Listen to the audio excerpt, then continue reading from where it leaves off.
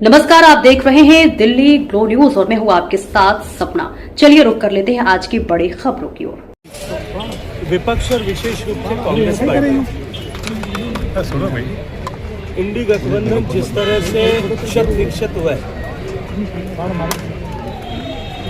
महाराष्ट्र के चुनाव में, हरियाणा के चुनाव में, दिल्ली के चुनाव में, अभी हाल में बिहार के चुनाव में प्रचंड बहुमत के साथ एनडीए विजयी हुआ।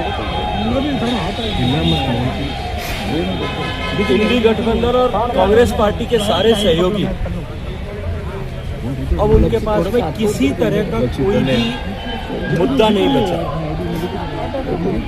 इसलिए वो नॉन इशू को इशू बना करके और अपने आप को राजनीतिक रूप से प्रासंगिक है ये दिखाने की कोशिश कर रहे हैं। आपने देखा होगा देश भर में एसआईआर के मुद्दे को लेकर के हम आंदोलन खड़ा करेंगे, कहीं धरातल पर, मैं आपसे पूछता हूँ, कहीं धरातल पर उनको किसी तरह का रिस्पांस मिलते हुए आपने नहीं देखा होगा। और एसआईआर के मुद्दे पर जब वो बिहार में इतनी बड़ी बात कर रहे थे, जनता ने करारा तमाचा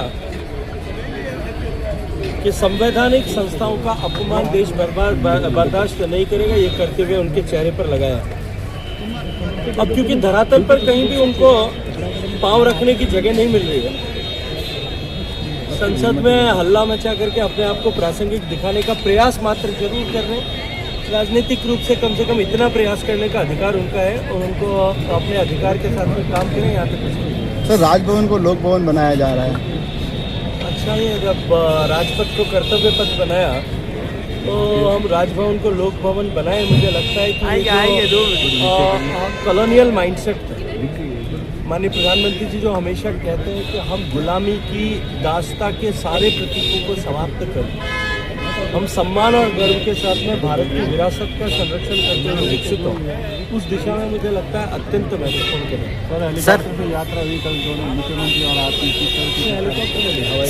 सर इतना कार्यभार होने के बावजूद आपके चेहरे पे हमेशा मुस्कान रहती है, क्या वास्तव में ये मेडिसिन का काम करती है? और आप जो युवा हैं उनको मेडिसिन से ज्यादा मेडिटेशन काम करेगा, और अपने काम को यदि व्यक्ति मेडिटेशन समझने लग जाए, उसको अगर उसमें आनंद लेने लग जाए, तो राष्ट्रीय स्वयंसेवक संघ की प्रार्थना में एक पंक्ति आती है, यत् कंटका कीर्ण मार्गम स्वयं स्वीकृतम च सुगम कार्य।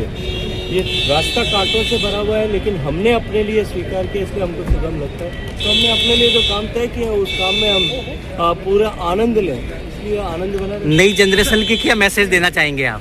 भारत बदल रहा है, भारत जिस गति के साथ में बदल रहा है, ये जनरेशन सौभाग्यशाली है कि वो उस बदलाव के न केवल दृष्टा हैं, अभी तो बदलाव के सृष्टा भी हैं, वो बदलाव के निर्माण करता भी हैं।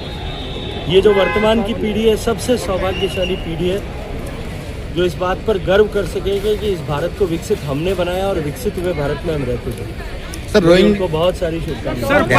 बहुत सारी चर्चाएं हुई है, राजनीतिक चर्चा भी हुई है, प्रशासकीय चर्चाएं भी हुई है। आगे आने वाले समय हमको किन दिशाओं में राजस्थान पे काम करने की आवश्यकता है, इन सब विषयों पर हमने खुल करके चर्चा की। मुझे लगता है चर्चा तो रोहिंग्या घुसपैठ पर अब सुप्रीम कोर्ट भी कटाक्ष करने लगा है, तो वो कब तक समाप्त हो जाएगी? देखिए, एसआईआर हो रहा है और मुझे लगता है आधा समाधान इस एसआईआर से हो जाएगा, लेकिन कुछ लोग एसआईआर का विरोध कर रहे हैं। ये प्रश्न जो लोग एसआईआर का विरोध कर रहे हैं, उनसे यदि अवसर मिले कभी तो उनसे जरूर करिएगा। जब उनसे प्रश्न करने का समय आएगा तो कहाँ पर सर? जोधपुर एयरपोर्ट पर ही? कहाँ सर? जोधपुर एयरपोर्ट पर ही?